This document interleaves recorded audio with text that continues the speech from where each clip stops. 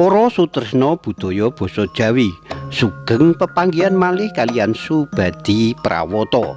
Ing kalodhangan menika badhe ngaturaken waosan buku basa Jawi Cerita Cekak. Anggitanipun Inu Wicaksana. Kanthi irah-irahan prajanjen sapatemon sawise pisah 20 taun.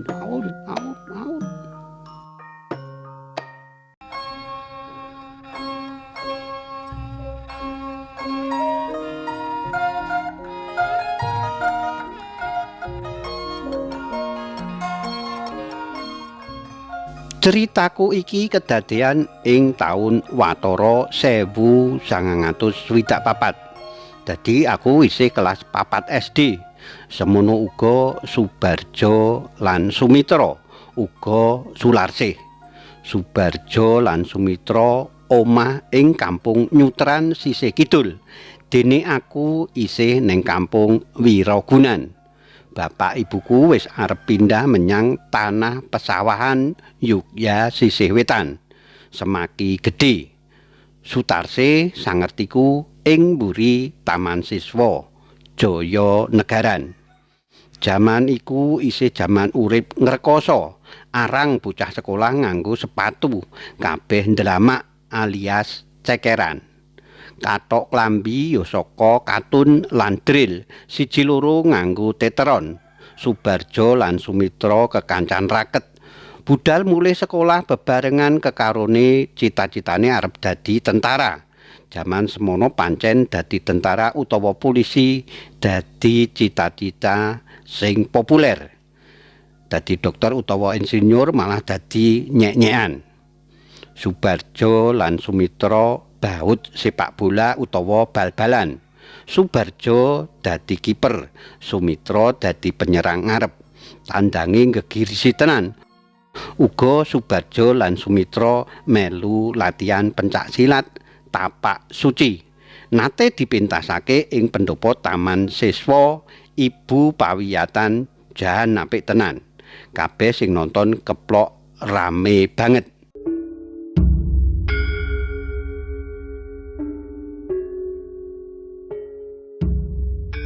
Pecahe prastawa G30S marai ontran-ontran sing gegeran tenan. Akeh bapake kancaku sing diklumpukake ing pendopo Taman Siswa, njur digawa tentara, embuh menyang endi. Kanca kancaku wadon sing weruh bapake diangkut banjur nangis ngguguk.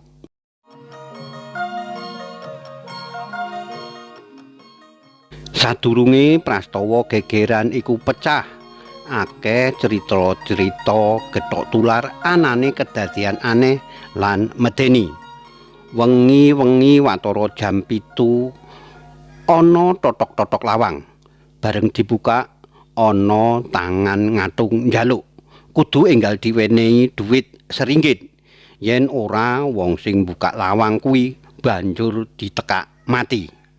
Uga ana gambar tengkorak lan balung silang ning kertas putih sing digambar nganggo teres abang.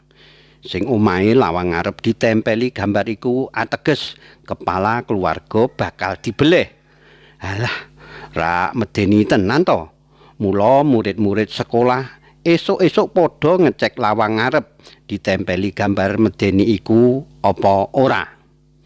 Ana maneh ninja nganggo sandangan ireng-ireng sing teka banjur merjaya wong nganggo pedang utawa piao, senjata rahasia lempar. Ning sanyatane ora ana layatan wong mati dibeleh utawa dipateni ninja. Ya mung isu wae sing gawe resahe masyarakat sing marai gawe kisruh. Yen wong gantung biasa ana ing Kampung Jaya Negaran mburi Taman Siswa. Aku sakanca sadurunge mlebu kelas malah irit-iritan nonton. Banjur ditimbali bapak ibu guru kapure balik menyang sekolah. Sing cetha ya merga jaman kisruh iki pamulangan diundur setahun. Dadi aku karo kanca-kancaku sing sakdonge lulus taun 1965 jalaran pecahe prastawa iki dadi lulus 1966. Semono uga Subarjo lan Sumitra. Lakon ing critaku iki. Kapinujon kok bocah loro kuwi laire padha 5 Oktober 1965. Hari Angkatan Bersenjata. Mula padha pengin dadi tentara. Perpisahane bocah loro kuwi nrenyuhake tenan. Kekarone padha tetangisan, rangkul-rangkulan. Subarjo melu wong tuane pindah nang Jakarta. Dene Sumitra tetep ing Ngayodya.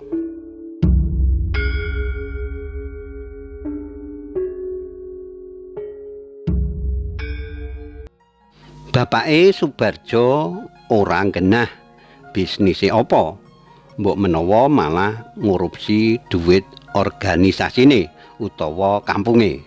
Ora cetha, sing genah kumpulane bangsa kecu, bandit, Bromocorah. Subarjo ora diurus bapake, dadi bocah ugal-ugalan ing Jakarta. Sing kumpulane ya Bromocorah nom tuwa, ning adine loro isih bisa sekolah ing SD. Dene Sumitra nerusake ing taman dewasa SMP, banjur taman madya SMA. Dilala nerusake ketampa ing Akmil Magelang nurut welinge ibune. Dheweke kudu nerusake kariere bapake Suwargi. Mula Sumitra njupuk Akmil jurusan kepolisian. Ananging Sumitra kudu methet tenan uripe merga ibune isih ngragati sekolah adi-adine telu. Ya diangkah wae enggal rampung ing akademi supaya enggal megawe ngrewangi ibune. Dene Sularsih rampung SMA nerusake ing PG SLB dadi guru sekolah anak berkebutuhan khusus. Nanging Sumitra lan Subarjo sarta kenya iku telu-telune ora tau kontak.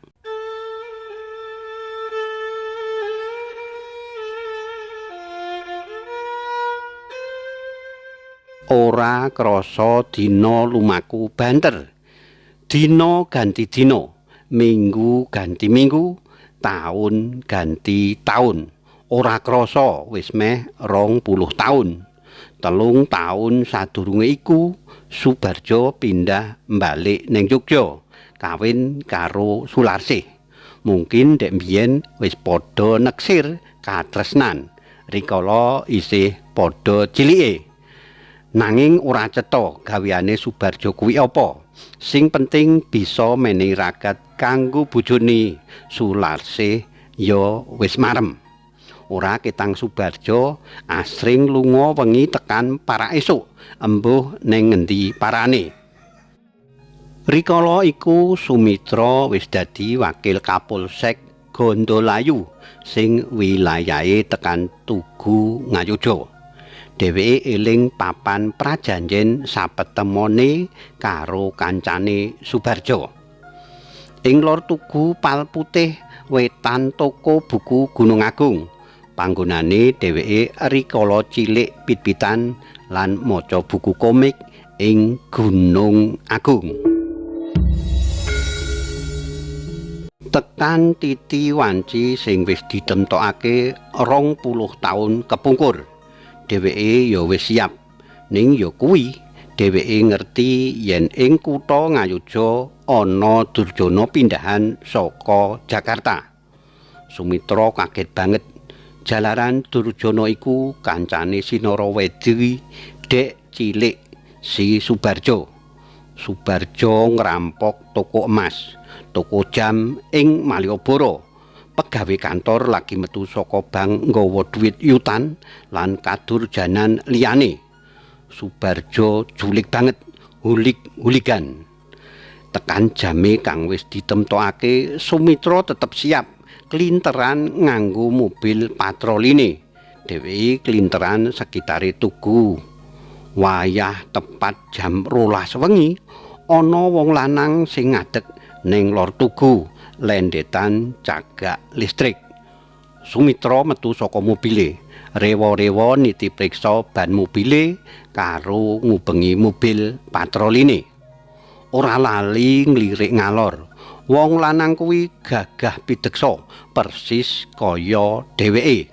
Kulite putih semu sawo mateng, brewok lan brengose ketel, rambute ireng gondrong, ngombak sapundak, nganggo topi koboi laken soklat tuwa. Kapinujon wong lanang kuwi lagi ngejeresake rek sipone, ngurupake rokoke, karo nyawang jam emas bandul sing diwetokake saka sae. Tenan, kuwi kancane Sinara wedi mbiyen si Subarjo. Prajanjen 20 taun kepungkur. Tanggal ulang taune 5 Oktober. Mobil patroline Sumitra bablas mengulon. Mobile kanca kancane ganti sliweran, malah rewa-rewa ngingetake plang-plang toko lan reklame. Wis meh jam 3 esuk Sumitra ora muncul. Subarjo wiwit cobriya. Wah, lah kok malah akeh polisi padha klinteran. Blaye iki. Mula Subarjo banjur mlaku mengitan, digawe santai, sajak wong bar saka mlaku-mlaku wengi. Tekan kertek Ngondolayu dilalah ana becak kotong, sopire lagi turu krukuban sarung. Banjur digugah, dikon ngeterake menyang kampung Nyutran tanpa dienyang.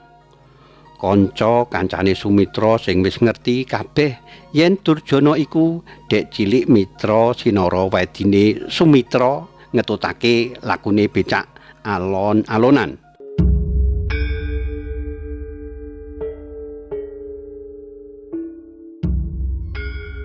Sumitra menehi kancane iku surat tulisan tangan ing amplop soklat dinas, dikon menehake bojone Subarjo. Omahe Subarjo ing Nyutran Kotong, bapak ibune lan mbahe wis tilar donya. Ya mung Sularsih bojone karo pembantu wadon siji tuwa. Subarjo tekan omah wis meh jam 4 esuk. Disambut Sularsih kanthi gumbira, dikon adus lan mangan. Kabeh wis cemepak ing meja. Kesaru tekane pawongan polisi loro. Mobil patroline diparkir ing ngarep gang. Polisi loro mau menehake surat dinas penangkapan saka atasane lan surat titipane Sumitra. Subarjo kancaku Sinara wedi. Aku Sumitra kancamu mbiyen. Kanyata sliramu dadi Durjana pindahan saka Jakarta. Wiwitane aku ora percaya yen ora nyetitekake dhewe. Kanyata pancen sliramu. Mula aku tetep nuhoni perjanjen kita. Ketemu ing Lor Tugu 20 taun kepungkur. Jam 12 wengi. Ing tanggal kelahiran kita 5 Oktober. Aku wis netepi perjanjen kita, nanging sliramu dadi bandit. Kang mongko aku polisi ing Polsek Gondolayu, wakil Kapolsek. Mula sliramu dak serahake kanca-kancaku. Aku dhewe ora bakal bisa tetulung ing bab paukuman kuwi. Ora kena miturut kode etik kepolisian, nanging aku tetep kancamu Sinara wedi. Selawase. Sumitra. Sularsih maca surat iku wolah-wali. Surat tulisan tangan mangsi biru, ya tulisane Sumitra. Sak tanda tangane ya isih tetep padha tanda tangane Sumitra. Karo ngusapi tumestes sing eluh ing mripate. Saking ketungkul anggone maca surat iku wolah-wali, Sularsih nganti ora krungu yen dipamiti polisi loro sing mborgol bojone. Suarane jago kluruk kumandang ing para esuk meratandani yen wis wanci subuh. Lagi Sularsih Guru sekolah anak berkebutuhan khusus sing setya tuhu karo bojone kuwi mlebu omah nginepake lawang. Dheweke ora ngira babar pisan yen bojone sawijining durjana sing oprasine ing Jogya kidul-kidulan. Mula bojone digawa menyang Polres Ngupasan. Ya muga-muga wae hukumane ora nganti tetahunan, wong durung nganti merjaya manungsa. Ya pandukanku marang Gusti Kang Maha Kuwasa, mugi paringana keringanan hukuman dumateng bojo kawula. Dheweke banjur adus lan cepak-cepak arep tilik bojone ing tahanan Polres Ngupasan karo nggawa panganan sawernane. Karipta dening Inu Wicaksana. Cariyos menika kapetik saking kalawarti basa Jawa Jaka Lodang nomor 29 tanggal 2 Desember 2000 selangkung ing Ngayogyakarta. Matur nuwun awit kawigatosanipun saged pepanggihan malih wonten ing cariyos-cariyos sanesipun. Matur nuwun, nuwun.